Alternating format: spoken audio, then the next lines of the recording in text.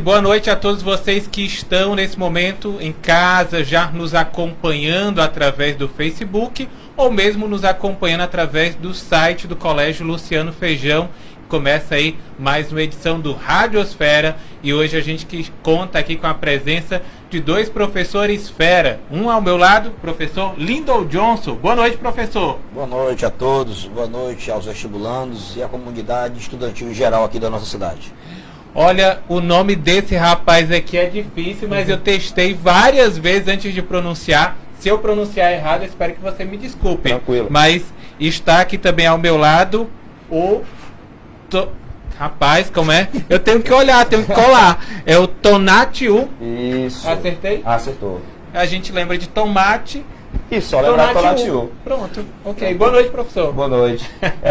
Boa noite a todos os vestibulandos, todos os nossos queridos alunos do Colégio Luciano Feijão. E fiquem atentos aí, né? Eu, juntamente com o Lyndon Johnson, a gente vai estar aqui dando algumas dicas aí para a prova de vocês, tá certo? No próximo vestibular da UVA aí. O nosso tempo, ele é bem corrido. Hoje a gente está falando também aqui sobre o vestibular da Faculdade Luciano Feijão. Estamos aqui com camisas, uma edição especial, né? Hoje, a escolha certa que você faz também, escolhendo estudar em uma das melhores faculdades do nosso país.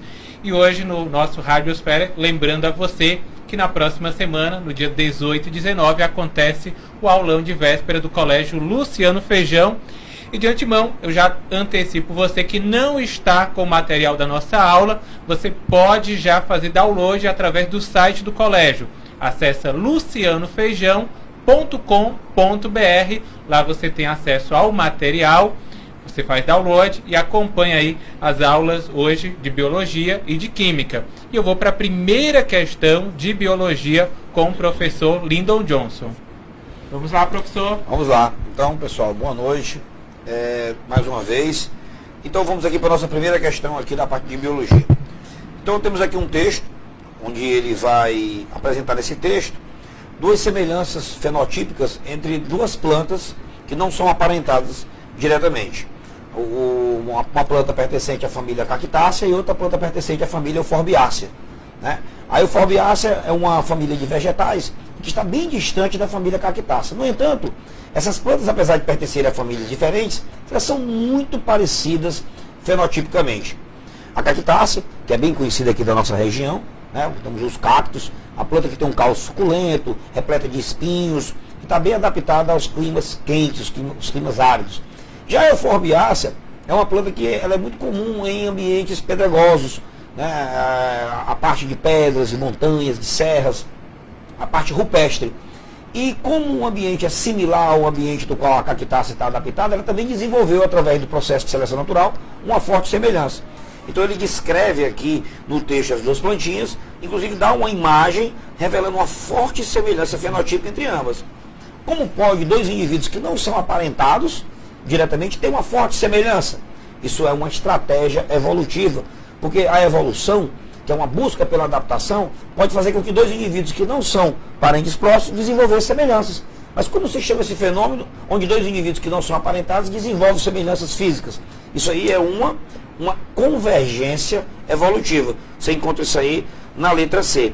E embora seja um tema bastante conhecido, essa questão das semelhanças, eu chamo a atenção para vocês que vão fazer essa prova da uva, de que essas semelhanças, elas têm uma pegadinha. Dois indivíduos que não são parentes podem desenvolver semelhanças. E dois indivíduos que são parentes podem desenvolver diferenças. Por quê? Porque o que vale na evolução é a busca pela adaptação, independentemente do parentesco. Por exemplo, eu tenho um animal que faz bioluminescência. Eu tenho uma água viva no fundo do mar, que ela brilha. Eu tenho um vagalume, que ele brilha. Eu tenho moluscos, animais cefalópodes, marinhos no fundo do mar, que também tem a bioluminescência. Embora o princípio químico da bioluminescência seja mesmo, é uma enzima luciferase que, quando encontra o substrato luciferina, hidrolisa um ATP, liberando um lampejo de luz. E esses indivíduos conquistaram esse dom de maneira independente. E isso revela um grau de semelhança entre eles? Bem, pelo fato de ter essa propriedade, sim, mas evolutivamente não. Então isso são as armadilhas que a evolução nos faz. Indivíduos que não são parentes podem desenvolver uma forte semelhança. Então fica aí a dica. Então no caso aí, convergência evolutiva ou evolução convergente, letra C de casa. Ah, então por isso que às vezes a gente encontra alguém na rua e você parece tanto com meu amigo, ou às vezes confunde, chama pelo nome do amigo e não é. É a adaptação. Seria interessante, dentro do que você falou, se fosse o seguinte, um casal de pessoas que adotam uma criança e que essa criança não é diretamente ligada geneticamente ao casal e por ser criada naquele ambiente desenvolve semelhanças. Aí seria dentro do contexto aqui. Porque às vezes dois indivíduos que são parentes não são tão parecidos. E às vezes dois indivíduos que não são parentes têm semelhanças. Aí são as armadilhas que a evolução nos faz. Ótimo, muito obrigado, professor. E agora a gente vai falar de química. Vamos lá, professor, para a sua primeira questão. Bom, galera, na nossa primeira questão, a gente vai falar sobre um tema que é bem recorrente. A gente vai falar sobre a água. Então, quando a gente fala sobre água, a gente diverge entre várias disciplinas. A gente pode falar na biologia, a gente pode falar na geografia, a gente pode falar na física, a gente também fala na química. E quando a gente fala da água, existem vários aspectos peculiares dessa substância. Na realidade, um deles que a gente vai trabalhar é a questão do comportamento das moléculas em diferentes situações, como a questão da pressão e da temperatura. A gente sabe que no estado sólido as partículas encontram-se mais próximas e mais organizadas, no estado líquido um pouco mais afastadas e no estado gasoso bem mais agitadas e bem mais afastadas. Só que no caso da água existe uma peculiaridade. No estado líquido as partículas se encontram um pouco mais próximas, só que mais bagunçadas do que em relação ao estado sólido, onde no estado sólido elas se encontram um pouco mais afastadas, porém muito bem organizadas por conta das figuras hexagonais que elas formam por conta das pontes de hidrogênio que elas formam entre si. Bom, e o que isso confere em relação à água? É a questão da sua densidade. A gente sabe que se a gente pegar duas substâncias, aliás, a mesma substância em dois estados físicos diferentes, sólido e líquido, a gente sabe que o sólido, por ter suas partículas mais próximas, acaba para um mesmo volume tendo uma densidade maior. E aí, quando a gente pega a água, a gente percebe, um exemplo clássico é o gelo no copo. O gelo é a fase sólida da água. E a gente percebe que ele tem uma densidade menor, tanto que ele fica flutuando. E isso se dá justamente pelo afastamento de suas moléculas por conta dessa organização. Bom, na questão a gente vai falar outros aspectos, que também envolve um pouco da biologia, envolve um pouco da geografia também, certo? Vale a pena lembrar que a água ela tem uma geometria angular e por conta disso confere aí a sua polaridade. Daí ela poder dissolver diversos tipos de substâncias também polares, além de ser conhecida como um solvente universal, certo? Então acompanha comigo aí a primeira questão. A primeira questão diz assim, ó, além de fazer parte da constituição dos organismos vivos, a água apresenta outras características importantes, que são vitais à manutenção dos ecossistemas do planeta. Com relação às características da água, assinale a alternativa correta. Na letra A, ele diz assim, na Terra, a água pode ser encontrada somente em dois estados físicos, o líquido, a água salgada e doce, e sólido, as geleiras, neves e icebergs. Bom, a gente sabe que, além desses dois estados físicos, a gente também encontra água na forma de vapor, principalmente na atmosfera, portanto, o item falso.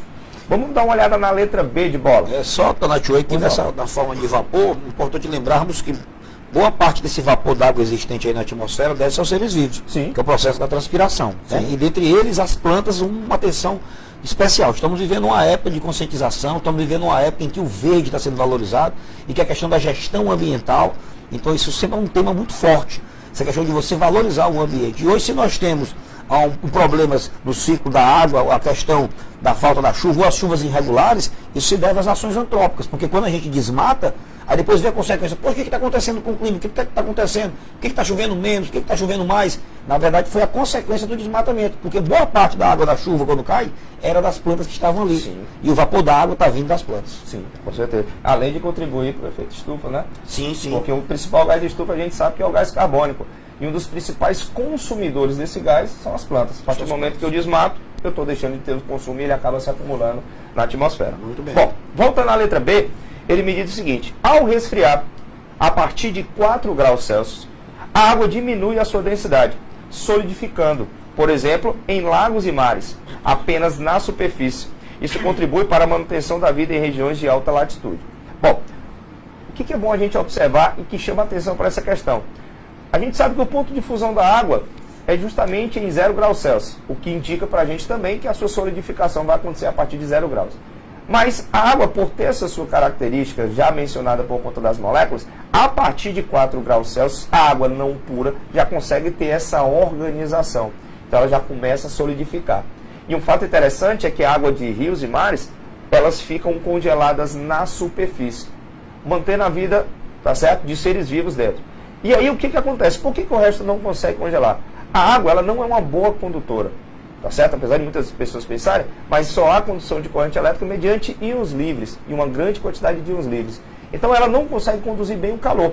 Então na realidade, a partir do momento que ela solidifica sua superfície, uma coisa que também contribui para que a parte de baixo não congele é que geralmente as geleiras acontece, essa petrificação da superfície acontece no inverno. E quando começa o inverno, todo o calor que estava retido no fundo desses lagos acaba sendo solto, né, liberado. E faz com que a temperatura da água não chegue tão abaixo, fazendo com que ela solidifique. Então, esse nosso item está correto. Lembrando, poxa, mas a água vai solidificar e vai diminuir a densidade? Sim, porque a água ela tem essa característica peculiar diferente das outras substâncias. Justificando os outros itens, na letra C diz assim: a temperatura da água do mar não varia com a profundidade e a latitude. Espera aí, se à medida que a gente tem um aumento da profundidade, a gente tem a diminuição da incidência da luz e do calor solar. Então, lógico que a temperatura vai variar. E a questão da latitude também. Importante lembrar que as águas que estão próximas à linha do Equador, ela tem uma temperatura média maior. E à medida que a gente vai fugindo para os polos, devido à inclinação, as incidências não chegam com a mesma eficácia e, consequentemente, a temperatura vai variar.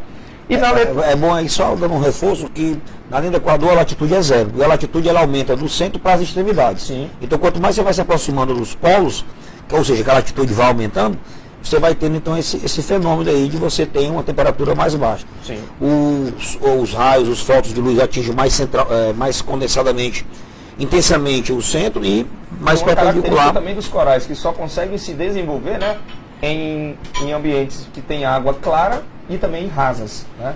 Porque os corais fazem associação simbiótica, mutualista, com algas que fazem fotossíntese. Para ter fotossíntese precisa ter luz. Exatamente. Então só tem corais em águas claras e águas rasas porque receber a luz. Exatamente. Né? E a letra D diz assim: devido principalmente à sublimação, a água armazena e libera energia para o ambiente. O processo de sublimação é quando a água ela passa do sólido para o estado gasoso. Bom, nesse processo eu saio de um nível menor de energia para um nível de maior energia. Então, como eu vou passar para um nível de maior energia, não é coerente eu liberar energia. Na realidade, eu preciso absorver energia para chegar naquele ápice de energia para o estado gasoso. Então, está errado quando ele diz que libera. Na realidade, a sublimação é um processo endotérmico que vai absorver calor. Então, confirmando para você, meu querido, o gabarito da primeira questão é a letra B de bola. Professor Tonati, um copo d'água no congelador, congela de baixo para cima ou congela de cima para baixo? Nesse caso, como é que a gente pode responder isso daí? Vamos pensar da seguinte forma. Ela no congelador, a tendência natural é que ela vá congelar como acontece nos mares. Só que o que acontece na geladeira? A incidência do calor é diferente.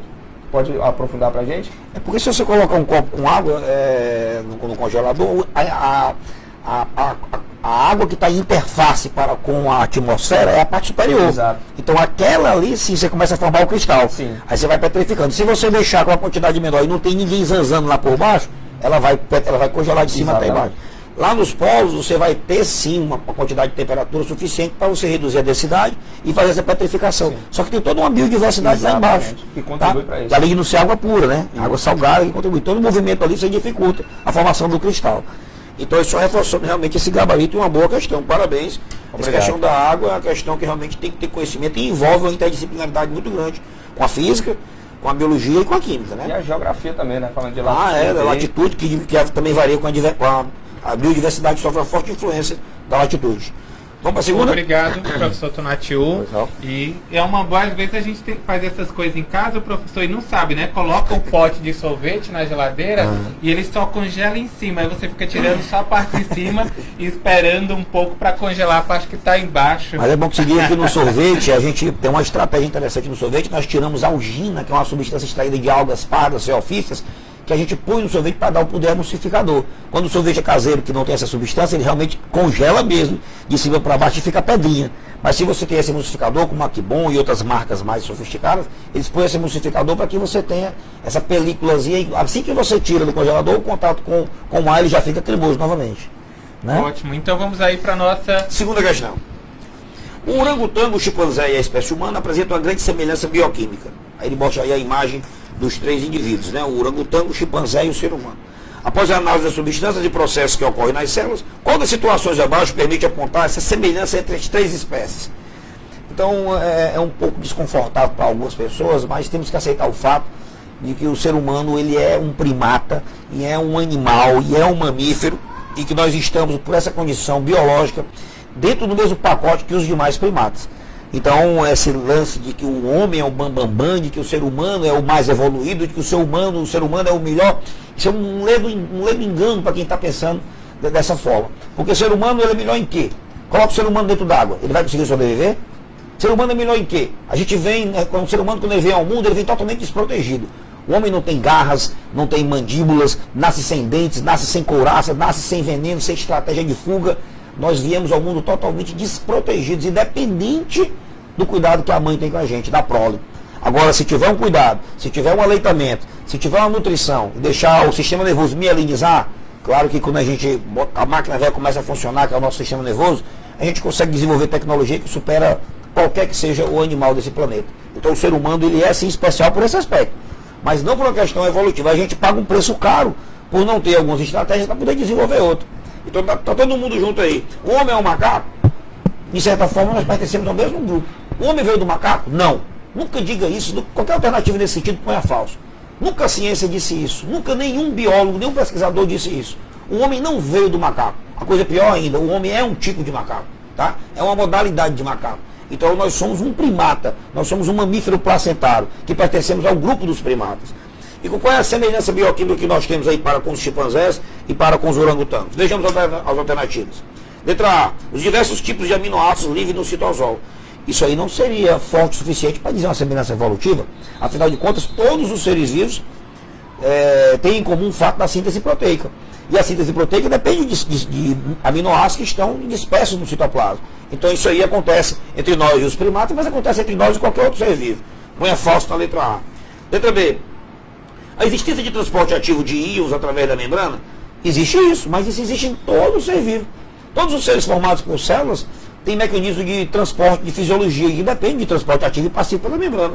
Então não seria isso aí o que nos aproxima dos demais primatas. Letra C. A sequência de aminoácidos que constitui os citocromos presentes na mitocôndria. O gabarito é esse aí. Mas é interessante você pensar, poxa, eu tinha que saber o que é o citocromo? Eu tinha que saber qual é o papel do citocromo na mitocôndria? Não, mas você desconfia quando ele diz a sequência dos aminoácidos. Está querendo dizer que nós e os demais primatas temos em comum uma sequência da estrutura primária dos aminoácidos. Ora, os aminoácidos constituem a proteína, que é um polímero biológico produzido geneticamente. Se nós temos uma semelhança bioquímica com a ordem dos aminoácidos, isso revela um parentesco evolutivo. Agora, para quem não sabe, citocromo é uma proteína rica em ferro, presente nas cristas mitocondriais, que permite o processo de oxidação e redução. Ele vai sofrendo oxidação, vai perdendo o elétron, atuando como agente redutor, e esses elétrons vão percorrendo uma cascata, de tal forma que quando ele desce a última etapa da cascata, isso gera proteínas. Então é importante esse fluxo de elétrons, isso aí é comum. Quanto maior a semelhança nessas estruturas biológicas, maior o grau de parentesco evolutivo. É isso que nos aproxima dos demais primatas. E a letra E, ele dizer que seria o mesmo nível de ploidia, uma vez que todos os primatas têm 26 cromossomos. Na verdade, todos os primatas têm 48 cromossomos. Só o ser humano tem 46. Pegue um macaco, um chimpanzé, um gorila, um orangotango, qualquer primata, qualquer macaco que você pegar, ele tem 48 cromossomos em suas células. Mas nós humanos temos 46. Aí você diz, e aí? Hoje nós sabemos que houve uma fusão. O pai de cromossomo do chimpanzé e o outro pai de cromossomo, o pai número 2, eles se fundiram. Houve uma translocação robertsoniana. É por isso que o nosso cromossomo número 2 ele é muito estranho em relação aos demais cromossomos. Porque ele é uma fusão de dois cromossomos, de dois pares. Isso reduziu de 48 para 46. Então, no cariótipo, o pai de cromossomo que nos torna humano é o cromossomo número 2, que os demais primatas não têm. Então, o gabarito aí, no caso, a existência dos aminoácidos que compõem o citocromo, letra C de casa. Dona Tio. Ok, então, professor, obrigado. Agradecer também o pessoal que está nos acompanhando através do Facebook. Aurinha Neves, mandando um abraço aí para a dupla de professores, e também a Aline Brito, mandando um abraço para você, professor Lyndon Johnson. Opa. Diz que você é um mito, viu? Olha aí, coisa boa. Você ainda não avisou para os seus fãs. Tem alguns que comunicam antes. Ontem teve uma competição aqui fãs de cada um dos professores. E o professor Lindon Johnson, pelo visto, tem um fã-clube maior do que o seu. Vamos aguardar aí. Vamos ver como é que vai fica dar a os outros disputa. comentários. Já tem que começar a mandar recado para os seus alunos Já aí também. compartilhar aqui. O Vinícius Ferreira também chegando aqui. Quem ganha é a escola, porque nós somos apenas um mosaico, uma peça que constitui essa riqueza que é a diversidade cultural do nosso corpo docente. Não que eu faça parte da escola, mas que aqui realmente tem um metro quadrado por nível intelectual mais alto dentro dessa região. Parabéns à escola, parabéns você que está na nossa escola, né? Você, pelo investimento que você fez, temos certeza que você vai conseguir o seu sucesso. A Linda Bianca também chegando aqui e avisando para você que está em casa nos assistindo nesse momento, que o material já está disponível no site do colégio, lucianofeijão.com.br. Lá você consegue fazer download do material e acompanhar principalmente as questões do professor Tonatiuh, já que são questões bem complexas e precisa de bastante atenção de você que está em casa, e por isso que a gente vai aí para a segunda questão agora do professor Tonatiuh. Vamos nós. Gente, a segunda questão a gente vai trabalhar a parte de ligações químicas e mais precisamente a força de atração entre esses átomos quando eles se ligam, certo? Acompanha comigo a leitura da segunda questão. Ele fala assim, ó: a temperatura de fusão de compostos iônicos está relacionada à energia reticular. E ele vai te explicar no próprio enunciado o que é essa energia reticular. Ou seja, a intensidade de atração entre cátions e ânions na estrutura do retículo cristalino iônico. Lembra sempre comigo, a ligação iônica é aquele tipo de ligação que vai acontecer entre átomos que têm tendências opostas. Ou seja, um tem tendência a perder e o outro tem tendência a ganhar elétrons. E a partir do momento que eu tenho uma atração entre esses íons, uma atração chamada eletrostática, o que vai acontecer? Eu vou acabar formando o chamado retículo cristalino. É por isso que os compostos iônicos eles têm esse estado físico, na temperatura ambiente, encontra-se no estado sólido. Porque quando a gente liga, por exemplo, o Na+ com o Cl-, a gente não tem um único composto iônico, a gente tem bilhões e bilhões. E o que acontece? Um íon Na+, ele não vai se atrair só ao Cl- que está do lado dele, ele vai se atrair a todos os outros. Então, num composto iônico, todos os íons positivos se atraem por todos os íons negativos. Por isso eu tenho esse emaranhado formando o chamado retículo cristalino. E lógico, essa força está relacionada com alguma coisa, que ele vai te explicar no enunciado da questão e ele vai te dar essa dica, na realidade, para a gente achar o item correto. Ele fala assim, ó: a força de atração entre as cargas elétricas opostas depende do produto das cargas, ou seja, o valor do nóx de cada um deles, e da distância entre elas. E essa distância tem referência justamente no raio atômico de cada um desses átomos. De modo geral, aí ele diz, quanto maior o produto entre os módulos das cargas elétricas dos íons e menores a distância entre seus núcleos, maior vai ser essa energia reticular. E vem cá, grifa aí onde tem maior energia reticular. Qual vai ser a consequência disso? Consequência, gente, é porque vai ser mais difícil, porque se os íons estão atraídos de maneira mais forte, para que eu consiga separá-los, eu vou precisar de uma grande quantidade de energia, e mais precisamente energia térmica. Por isso que compostos iônicos, eles têm uma alta temperatura de fusão e de ebulição. Beleza? Bom, e aí ele fala o seguinte, então, só recapitulando, para ter uma forte ligação iônica, a gente leva em consideração as cargas dos íons, mais precisamente o produto dessas cargas, e também a distância média entre seus núcleos, beleza? Bom, aí ele fala assim, ó: considere os seguintes pares de substâncias iônicas. No primeiro par, você tem o MgF2 e você tem o MgO. Quando a gente para analisar entre eles aí, galera, porque na questão ele vai te pedir o seguinte, ele quer substâncias que apresentam a maior temperatura de fusão, ou seja, serão aquelas que terão uma atração mais forte, ok? Então acompanha comigo. MgF2 e o MgO. Os dois compostos apresentam magnésio. Então o fator diferencial vai estar justamente nos ânions que estão ligados a ele. No caso, o flúor e o oxigênio. Um dos critérios que ele utilizou para a gente foi justamente a questão do produto das cargas. Pensa comigo, no MgF2, o magnésio ele é da família 2A, portanto ele tem carga mais 2. Então o módulo da carga 2. O flúor ele é da família 7A, tem uma carga menos 1. Ou seja, 2 vezes 1, esse produto das cargas do MgF2 vai ser quanto? 2. Quando eu pego o produto das cargas do MgO, o magnésio, mais uma vez, a 2A, vai ter carga mais 2. Então, o módulo da sua carga, 2. O oxigênio é da 6A. Para se tornar estável, ganha 2 elétrons. Então, sua carga vai ser menos 2. Então, pegando o módulo das cargas e multiplicando, eu vou ter 2 do magnésio, 2 do oxigênio. Ou seja, vai dar 4. Em relação aos produtos das cargas, quem tem o maior produto é o MgO. Ah, professor, mas a questão da distância. Quando a gente para analisar, o magnésio não é o critério. A gente vai olhar para o flúor. Tanto o flúor quanto o oxigênio são elementos pertencentes ao segundo período. A diferença vai estar ali minimamente porque eles estão ali um do lado do outro. Um na família 7A, que é o flúor, e o outro na família 6A. Ou seja, não há uma diferença tão significante no raio atômico dos dois. Beleza? Então, o nosso critério para o composto, para o par número 1, vai ser justamente o produto das cargas, que deu maior para o MgO. Beleza? Vamos para o segundo par. No segundo par, a gente tem o KF e a gente tem o CaO. Beleza? Vamos aos produtos, tá certo? Das cargas. O potássio é da família 1A, carga dele mais 1. O flúor, mais uma vez, a 7A menos 1. Se a gente pegar os módulos das cargas e multiplicar 1 vezes 1, vai dar 1. Beleza? Vamos para o outro. O cálcio e o oxigênio. Quando a gente olha o cálcio da família 2A, seu NOx vai ser mais 2. O oxigênio, como já foi dito no item anterior, vai ser menos 2 porque é da 6A. Então, 2 vezes 2 vai dar quanto? 4. Então, mais uma vez, o critério aqui vai ser o produto. Ah, professor, e a questão da distância entre eles? Quando a gente pega, por exemplo, os dois cátions, o potássio e o cálcio, os dois pertencem ao mesmo período. São do quarto período da tabela. Então, não há uma diferença significante no raio atômico dos dois. Está ali um do lado do outro. A diferença é mínima. E quando a gente pega o flúor oxigênio, como no item anterior, também não vai fazer muita diferença. Então, o nosso critério aqui serão os produtos das cargas. Beleza? Então, fica maior o produto 2 vezes 2, 4 do CaO. Beleza?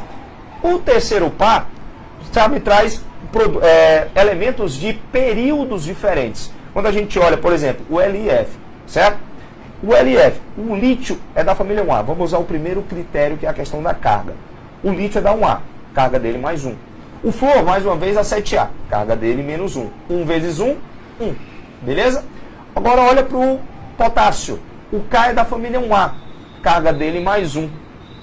Olha para o bromo. O bromo é da família 7A. Carga dele menos 1.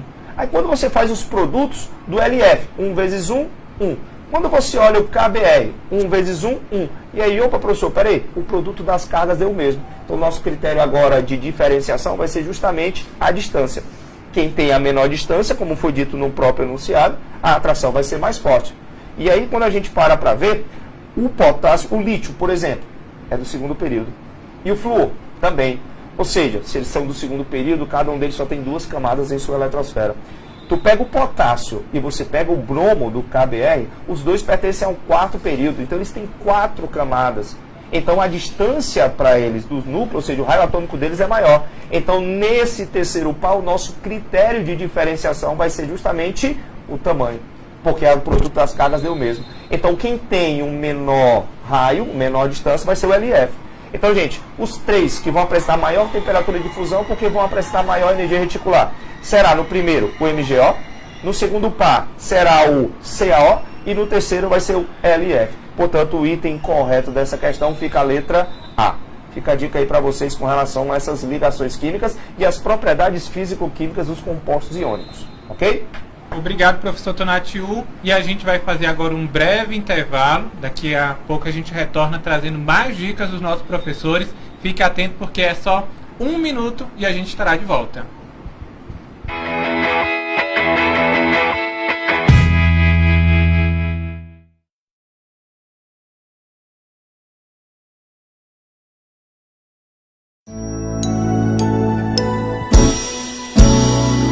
Quando o caminho é bom, a gente sente. O saber é a luz à frente que faz a vida seguir. O sol nasceu e é hora de plantar, aprender para ensinar a lição que está aqui. Vem que esse mundo azul te espera e o futuro é uma janela aonde os seus caminhos vão além da imensidão para transformar o mundo, semeando educação. Por aqui se cria valores. Colégio Luciano Feijão. Colégio Luciano Feijão.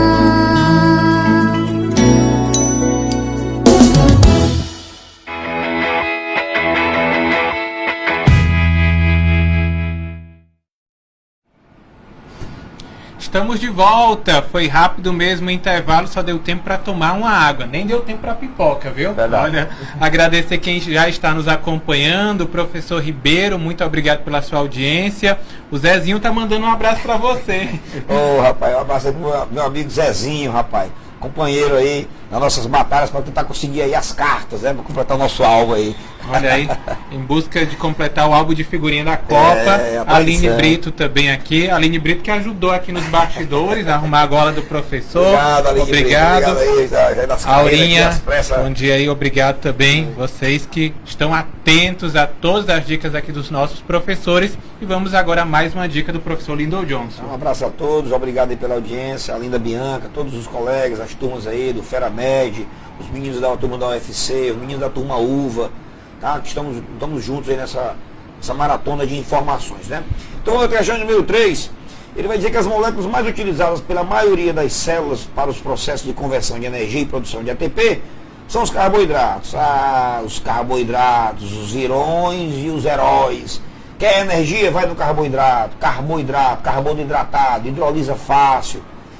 Em média, um ser humano adulto tem uma reserva energética na forma de carboidrato que dura um dia. Olha que interessante. A gente come arroz, feijão, macarrão, a farinhazinha, o pão, o biscoito, a bolacha. A gente daquela, seguir mancha fácil, aquilo ali tem aquela energiazinha. Mas o corpo não consegue estocar a energia eficientemente na forma de carboidrato. Armazena na forma de lipídio. Ele vai dizer isso. Já a reserva de lipídios pode durar um mês. O armazenamento de lipídios é vantajoso sobre o carboidrato, pelo fato de os primeiros terem características de serem. Uma questãozinha de bioquímica, que é característica, cartão de visitas da uva. Você não deve fazer uma prova de um vestibular da uva sem dar aquele reforço na bioquímica, porque é um tema muito recorrente. Por que armazenar na forma de lipídios? É um tema que é relativamente simples. Os lipídios, por serem apolares, eles conseguem ser mais estáveis. Se você quer guardar energia a longo prazo, você tem que guardar numa forma, num arranjo molecular que seja mais estável. Os carboidratos, os carboidratos por serem majoritariamente ricos em hidroxilas ligadas a carbono saturado, sua função álcool, né? E tem polihidroxicetona, polihidroxialdeído, e isso de certa forma favorece a sua interação com a água e isso a sua decomposição, tendo a energia que se necessita. No entanto, se eu quero guardar a longo prazo, então eu guardo na forma de lipídio, porque os lipídios são majoritariamente hidrofóbicos.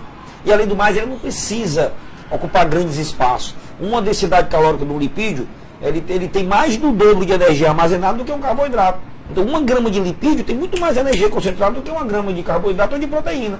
Por isso que a evolução foi favorecendo ter os excessos de açúcar se converterem em gordura. Tecido adiposo, panículo adiposo, você armazena a energia na forma das ligações químicas existentes entre os átomos, para quando você tiver necessidade, você ter uma maquinaria enzimática que consiga decompor isso e transformar o lipídio em carboidrato, o carboidrato é decomposto tendo um ATP. Então, pelo fato de ser apolar, pelo fato de ser insolúvel na água, isso se tornou muito mais eficiente. Curioso, Tonatiuh, que se eu fosse armazenar energia na forma de carboidrato, eu seria pelo menos 3 vezes mais volumoso. Porque o carboidrato ia para a solvatação, ia puxar água para si, e não seria eficiente. Né? Então, talvez um dia no passado tenha sido assim, mas a evolução ela é econômica. Os mecanismos evolutivos eles são simples. Eles vão optar pelas rotas mais simples. Então, assim sendo, o lipídio é majoritariamente hidrofóbico, por isso ele conserva e armazena energia mais eficientemente. Letra D de dado. Obrigado, professor Lyndon Johnson. Agradecendo quem nos acompanha através do rádio também, nós que estamos ao vivo através da Rádio Regional AM 1320. Mais uma vez eu peço a você, professor Tonatiuh, que seja bem didático, porque a gente tem um pessoal que está nos acompanhando através do rádio, por mais que às vezes pode ser que eles não estejam com material. Sim, então, perfeito. para que eles possam também conseguir acompanhar Tranquilo. e assimilar bem as suas dicas. Ok. Então vamos lá, galera. A terceira questão, ela vai falar de um tema que é bem recorrente nessa prova da uva, tá certo? Que é a parte de deslocamento de equilíbrio. Lembra comigo que o deslocamento de equilíbrio trata-se sempre de um princípio, o chamado princípio de Le Chatelier. E no princípio de Le Chatelier, a gente sabe que um equilíbrio químico, ele tende a se deslocar caso esse equilíbrio seja perturbado. A gente sabe que o equilíbrio químico trata-se de uma reação reversível. E se esse equilíbrio ele for perturbado de alguma forma, a reação por si só tende a se deslocar no sentido direto ou inverso para atingir um novo equilíbrio. Lembrando a vocês que existem alguns fatores que contribuem, que podem deslocar esse equilíbrio. questão da concentração, seja de reagentes ou de produtos, a questão do aumento ou diminuição da temperatura, e aí você tem que ver o sentido endo ou exotérmico da reação, além do que o aumento da pressão ou diminuição. Lembrando que a pressão ela vai afetar principalmente sistemas gasosos, certo? Uma atenção também à questão do catalisador. O catalisador é uma substância responsável por acelerar a reação, correto? Beleza. Aí você se pergunta, poxa, mas em qual sentido um catalisador ele vai deslocar o equilíbrio? Lembre-se sempre do seguinte, num processo em equilíbrio, essa reação ela é reversível. Sendo uma reação reversível, o catalisador, galera, ele acelera tanto a reação direta quanto a inversa. Ele tem o papel de diminuir a energia de ativação, aumentando o número de colisões efetivas, tanto na reação direta quanto na inversa. Então, se alguma questão falar que o catalisador desloca o equilíbrio da reação, já joga um falso lá, tá certo? Porque isso não é verdade. Na nossa questão, a gente vai falar sobre o equilíbrio ácido-base que existe nos mamíferos, por consequência da absorção ou liberação excessiva do gás carbônico, né? Beleza? Então vamos dar uma olhada na questão. A questão diz o seguinte, as reações a seguir são fundamentais para o equilíbrio ácido-base em mamíferos. Aí você tem a reação onde tem o gás carbônico reagindo com água, sendo ele um óxido ácido, ele acaba formando o ácido carbônico. Mas a gente sabe que o ácido carbônico é um ácido muito instável e logo se decompõe em H+, que é o que vai dar a característica ácida, e o íon bicarbonato, que é o HCO3-, beleza? Então a gente tem essas três reações combinadas em um equilíbrio químico.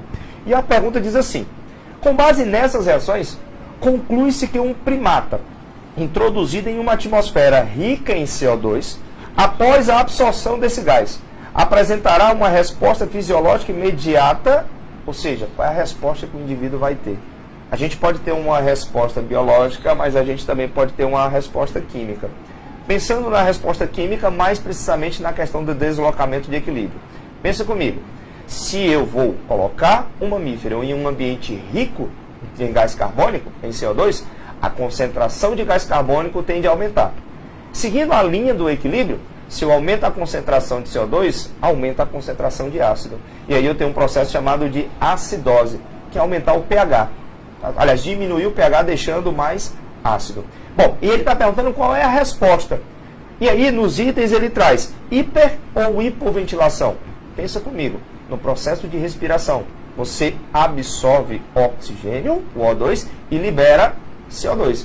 Então, se eu estou em um ambiente rico e o indivíduo percebe que está acontecendo um processo de acidose, o normal é que ele libere mais gás carbônico. E pensando do lado do equilíbrio químico, se eu vou diminuir a concentração de CO2, ele vai no sentido, a reação desloca-se no sentido de diminuir a concentração de H+, tá certo? Diminuindo assim essa acidez e elevando de novo o pH, tá certo? Então o item correto para essa nossa questão fica justamente a hiperventilação. Ah, professor, mas eu tenho uma hiperventilação nos itens A e B. Dá uma olhada na letra A. Na letra A ele diz que é uma hiperventilação, devido à resposta bulbar, decorrente do aumento da concentração de íons H+, no líquido intracelular. E é justamente o nosso item correto. Porque a partir do momento que a concentração do H+ aumenta, consequentemente eu tenho que diminuir, eu tenho que deslocar essa reação no sentido de consumir esse H+. E eu vou consumir esse H+, liberando CO2, diminuindo a concentração de CO2, e a reação se desloca no sentido de repor. Então o item correto para essa nossa questão fica a letra A. E é interessante aí nessa questão também, que a questão trata, reparem bem, de um mamífero e um mamífero primata. Por que é importante ressaltar isso aí? Porque é justamente nos mamíferos primatas em que a gente vai ter no sistema nervoso central a ação desse componente, que é o bulbo, né? O bulbo, que é o centro do controle respiratório. Então, tudo bem que eu estou num ambiente rico em CO2. Quando a gente inala oxigênio, mas ninguém inala oxigênio puro. Exato. Quando você inala gases, dentre eles o gás carbônico. Quando a pessoa se afoga e está lá no medida de primeiro socorro, que a gente faz respiração boca a boca, na verdade ninguém respira na boca da pessoa, a gente assopra. E quando a gente assopra, a gente introduz o quê? Um gás carbônico. Quando você dá um gás para uma pessoa inalar, ele vai levar e tem um pouco de gás carbônico. E quando eu assopro esse gás carbônico, eu vou aumentar a concentração desses íons H+. Então eu vou fazer a acidose, como você falou muito bem. E é essa acidose que vai excitar o bulbo. O bulbo, que é um componente do nosso sistema nervoso central, ele percebe quando o ambiente está ácido. O que ele faz então? Manda um feedback para poder aumentar o ritmo respiratório. Com isso você passa a respirar mais. É a hiperventilação, expulsando esse CO2 para poder buscar o equilíbrio. Interessante que quando a gente está com soluço, que é a contração involuntária do diafragma provocada pelo nervo fênico, Então o que você faz para poder você diminuir o soluço? Você prende a respiração. Se você prende a respiração, você parou de trocar os gases, mas as suas células estão funcionando. O ciclo de Krebs continua girando. Então o CO2 continua sendo liberado das células, mas você prendeu a respiração. Então você está aumentando a concentração de CO2 dentro de você. E isso vai formar acidez. E essa acidose, esse tubo manda relaxar o nervo frente, e assim sendo o diafragma relaxa o soluço passa. E uma estratégia também que alguns atletas usam de corrida é a questão da respiração, né? Eles ficam antes, aqueles atletas maratonistas, eles ficam respirando fundo, né? Expulsando o máximo de CO2. E como ele vai correr, ele vai cansar. A tendência é ter produção de ácido lático. Isso, aquele ácido. E se eu expulsar, eu vou começar a correr, se eu começar a respirar bem fundo e fizer uma hiperventilação e expulsar o máximo de CO2 do meu pulmão, eu vou ter dificuldade de ter essa concentração aumentada, eu vou ter mais rendimento do que o cara que não fez isso. Com certeza. Então vem a ciência da biologia com a química, né? Pra gente ver esse intercâmbio Bem aí. bacana. Vamos para a quarta questão do professor Lyndon Johnson, você que está acompanhando aí através do material. Aqui, Vamos lá para ela. Cadê a danada, rapaz? Tá aí, professor. Olha aí, rapaz. Em questão de fisiologia, meu amigo Serginho da biologia aí, companheiro da batalha, meu coordenador da Olimpíada de Biologia aqui, por sinal, a escola hoje está de parabéns, recebemos a medalha chegou a medalha do Instituto Butantan, tivemos um aluno, né, uma medalhista, tá? Foi uma maravilha aí hoje na sala de aula perceber esse aluno, que é um bom aluno da turma do terceiro MED, Francisco, rapaz. Um casal procurou ajuda médica, pois há anos desejava ter um menino, para o casal não conseguia ter filho. Por que o casal não conseguia ter filho? Os exames apontavam que a mulher era normal. O problema era nele, no rapaz. O homem revelava que a espermatogênese estava comprometida por uma alteração cromossômica, embora seu fenótipo e desempenho sexual fossem normais. Por causa dessa alteração, não ocorria o pareamento de cromossomos homólogos, a meiose não avançava além do zigótero e os espermatócitos primários degeneravam. Ou seja, o cidadão tem um problema na gametogênese. Embora ele seja um cara normal, tenha um desempenho sexual normal, mas na hora que ele começava a meiose, que a gente tem que fazer o emparelhamento dos cromossomos homólogos, tinha lá um problema fisiológico, que o cara não conseguia fazer esse emparelhamento e a gametogênese não passava na prófase 1, na subfase de zigoto. Desse modo, é correto afirmar que a análise do esperma desse homem revelará. Então, o que vai ter o sêmen desse cara? Ele não teve a gametogênese, ele não produziu o espermatozoide.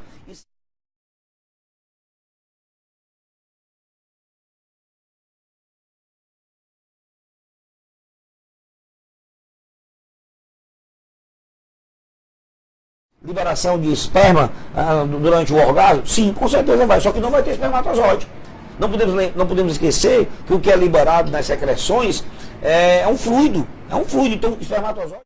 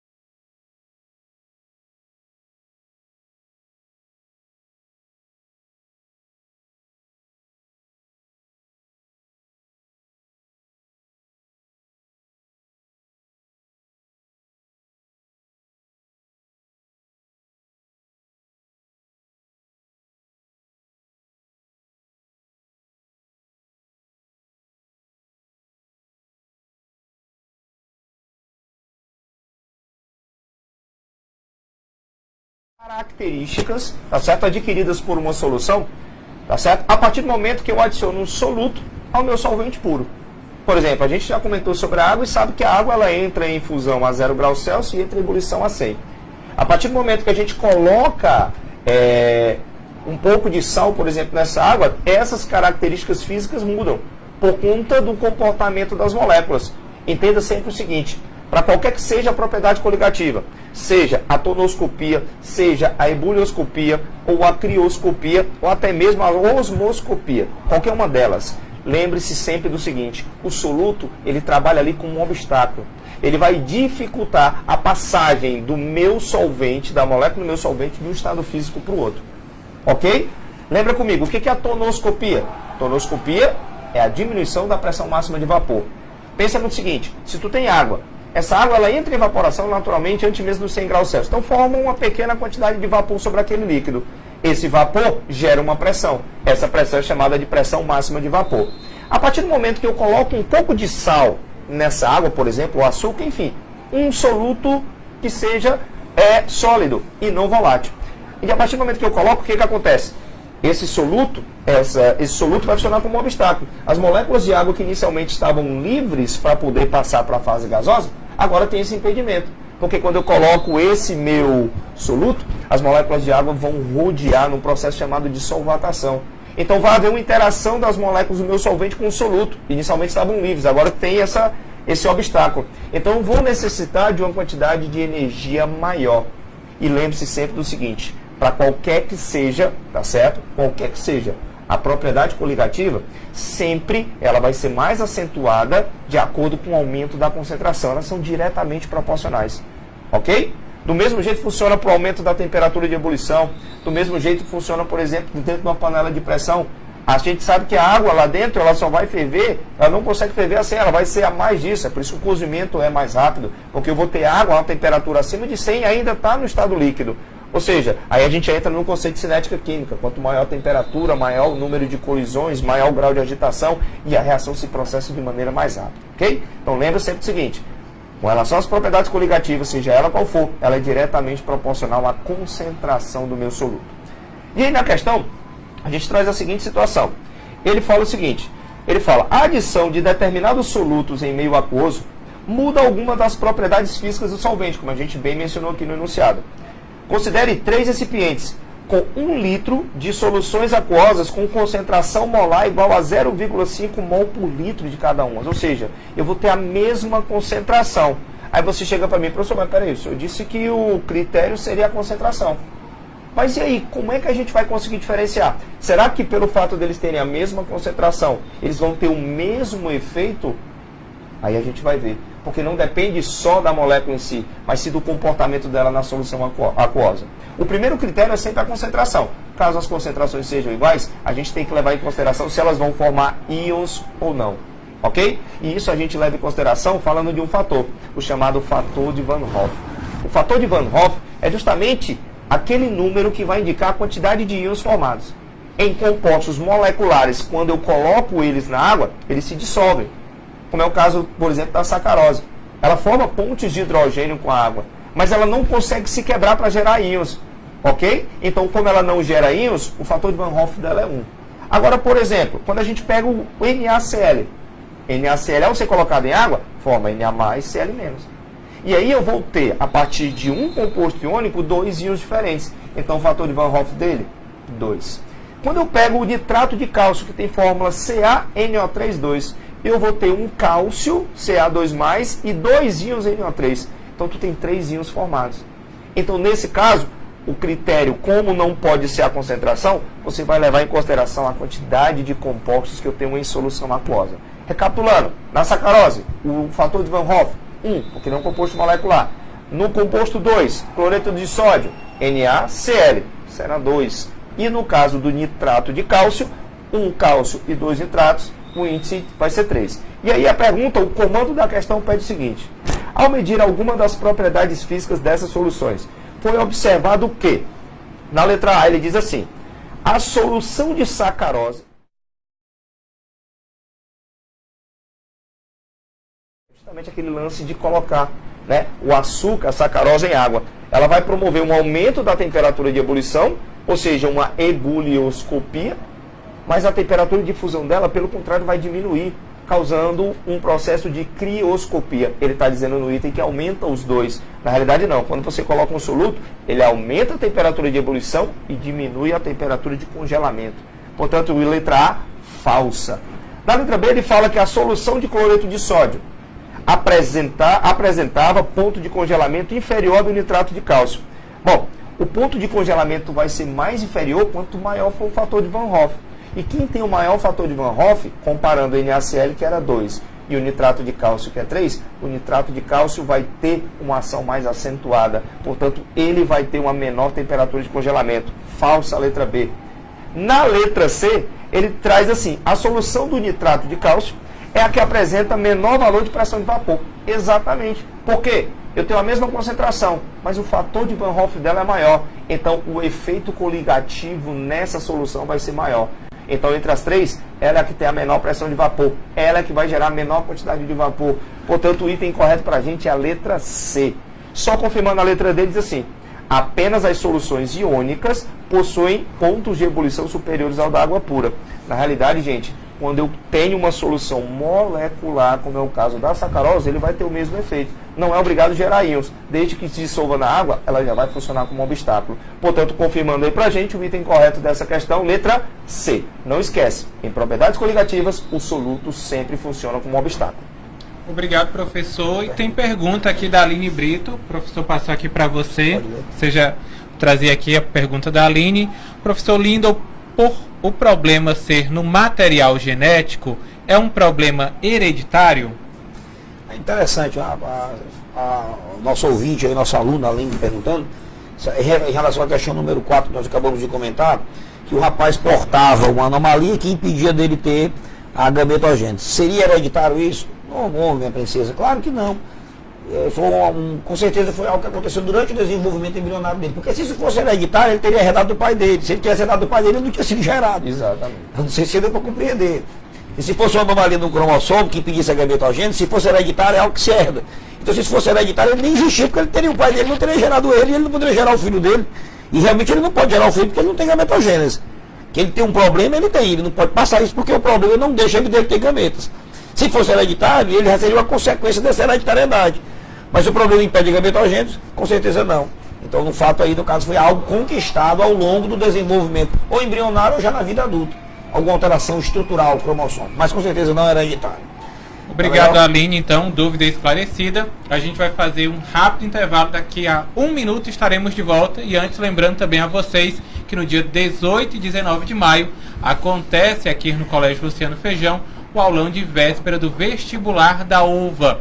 Você já pode se inscrever na tesouraria do colégio e garantir o seu kit fera com a camisa aí do Dá Licença que eu vou passar. Lembrando que esse aulão da UVA, o professor mestre Vicente está conosco, né? O professor mestre, doutor Vicente, exato, vai estar participando e disse que vai ter uma surpresa, não foi? Isso, verdade.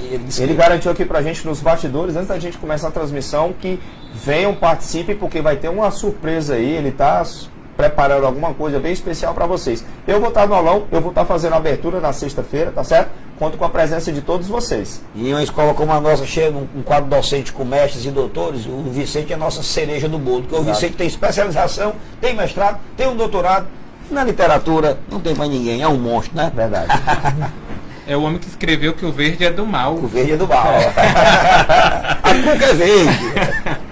O intervalo já, a gente tá de volta.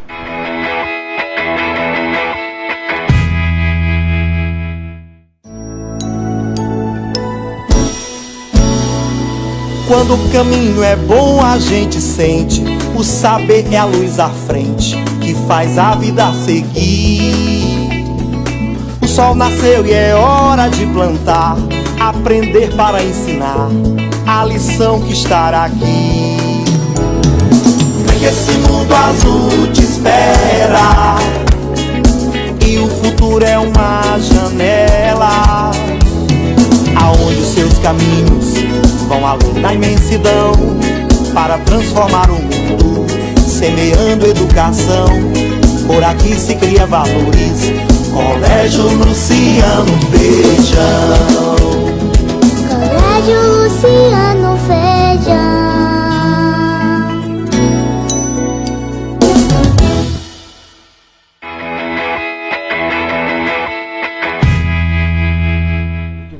Estamos de volta ao vivo aqui direto do Colégio Luciano Feijão e ao lado de 2 professores fera. Muito obrigado aí pela audiência de você que acompanha o Radiosfera.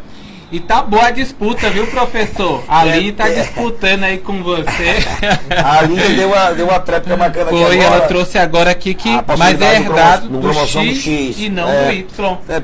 Por esse aspecto tem sentido, porque se for uma herança ligada realmente ao X, como ele é homem, o Y veio do pai. E ele poderia ter herdado essa anomalia cromossômica da mãe e a mãe sendo heterozigoto. Aí por esse aspecto poderia sim, nesse aspecto ele poderia ser um problema hereditário, né?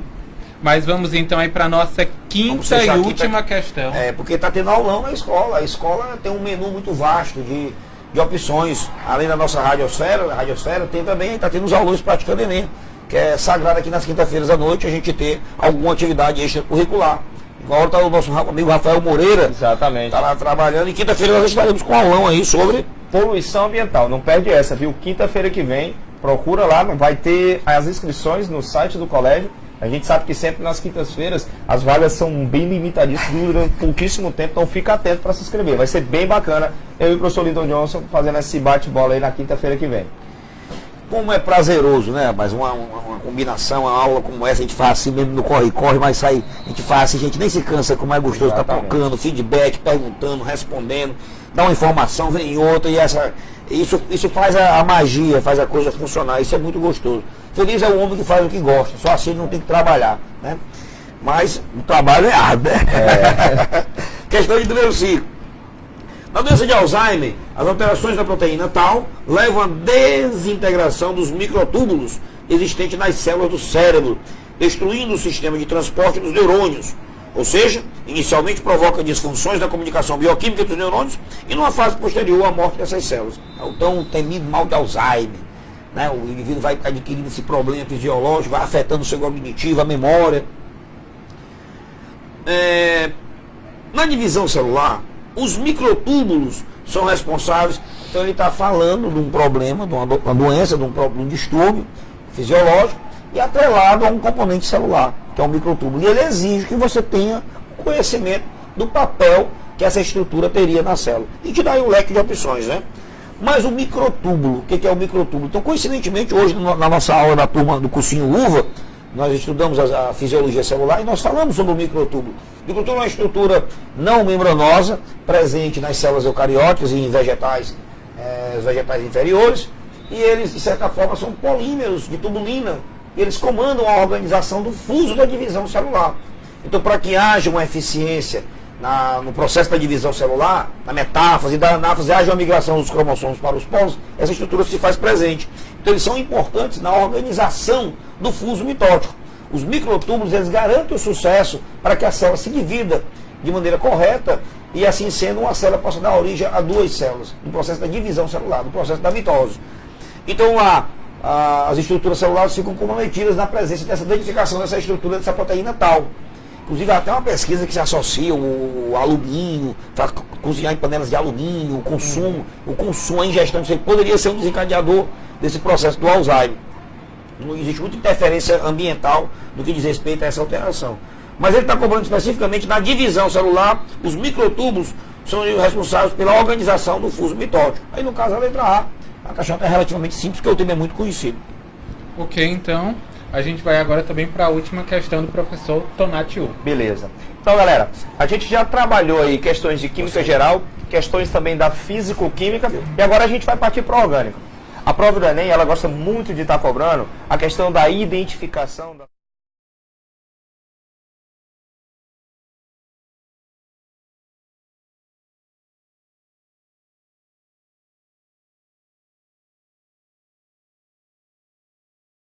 A questão, ela diz o seguinte: a molécula da epinefrina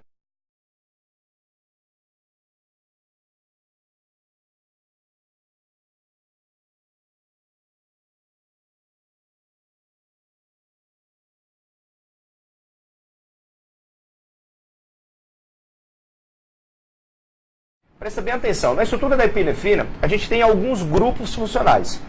Essas duas hidroxilas, quando estão ligadas diretamente ao anel aromático, tá certo? A gente tem aí a configuração da função fenol. Cuidado, a hidroxila, ela também é o grupo funcional de outra função, tá certo? Da função álcool. E quando a gente olha, tem outra hidroxila. Nesse caso, essa outra hidroxila não está ligada diretamente ao anel aromático. ela está ligada a um carbono totalmente saturado, o que configura para nós a função álcool, tá certo? Bom, e aí, além disso, a gente também tem um nitrogênio. E lembra que ela faz parte de uma função, obviamente, nitrogenada. E nesse caso, quando o nitrogênio, toma cuidado, na confusão de amina com amida, só vai configurar a função amida quando o nitrogênio está ligado a uma carbonila, a uma C-O. Nesse caso, quando a gente olha nessa molécula, o nitrogênio não está ligado a nenhuma C-O, a nenhuma carbonila, o que configura aí para ele a função amina. Bom, vale a pena salientar também que nesse composto que tem um anel aromático, toda vida que a gente tem um anel aromático, seus carbonos possuem todos uma hibridação sp2. Lembrando, o carbono pode apresentar hibridações do tipo sp3, sp2 e sp. Quando é que ele tem configuração sp3? Quando ele só faz ligações simples, ok? Quando é que ele é um carbono do tipo sp2? Quando ele faz uma dupla e duas simples. É o caso dos carbonos do anel aromático. E ele vai ser sp em duas situações. Quando ele faz uma tripla e uma simples, ou quando ao redor deste carbono a gente tem duas duplas ligações. Ok?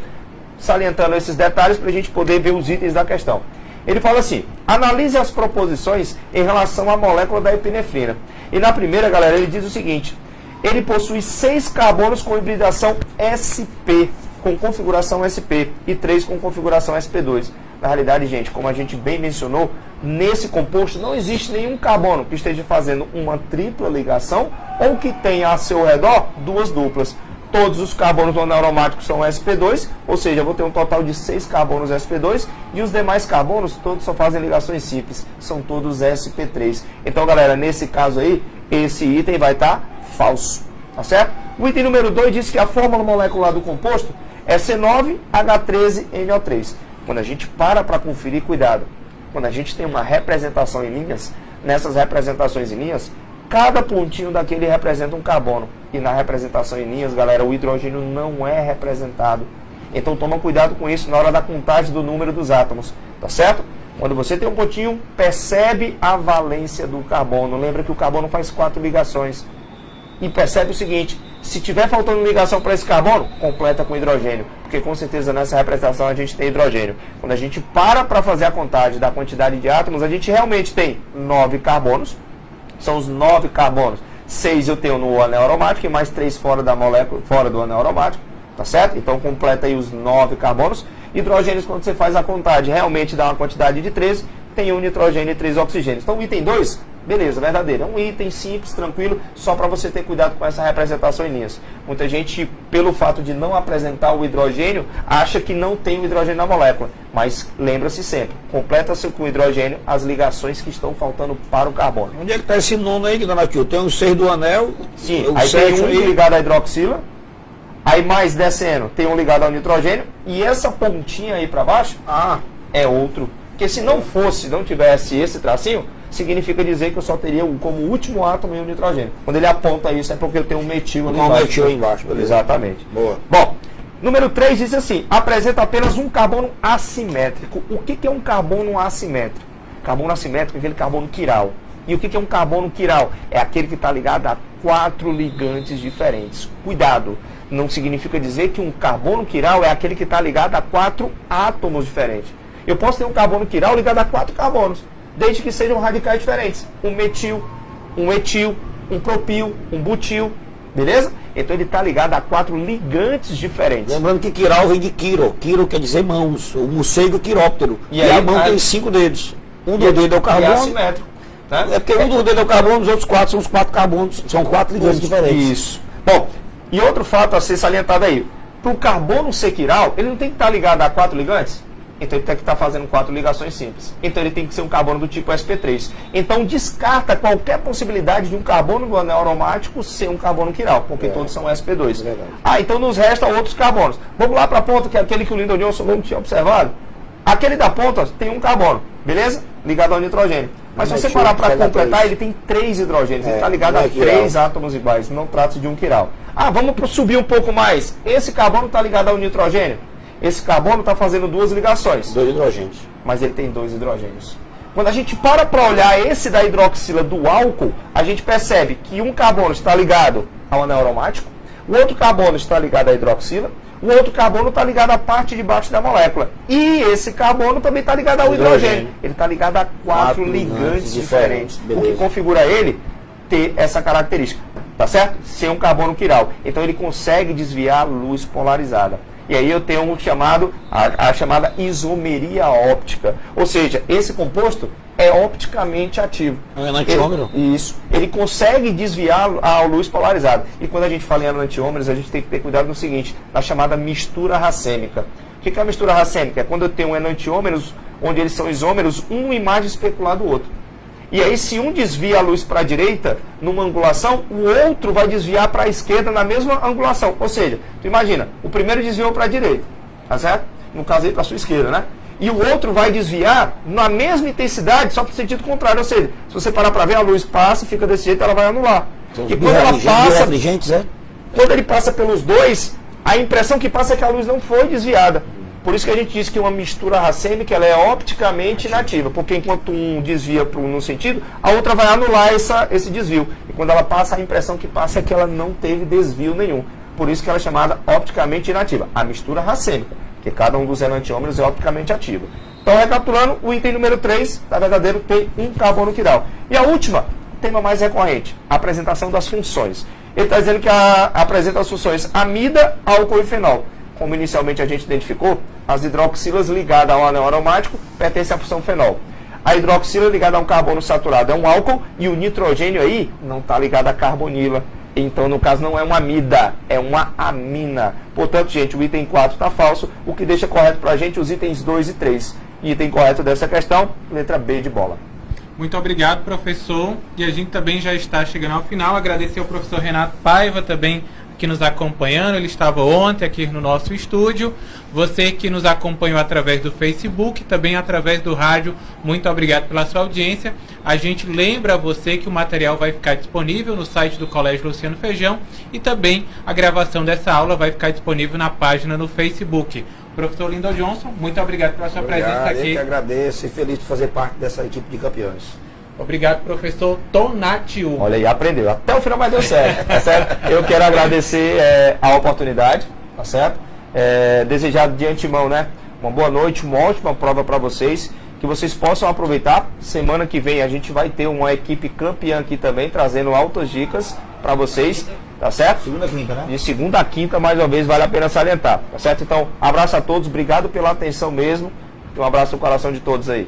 Muito obrigado a todos. Tchau, tchau. Boa noite.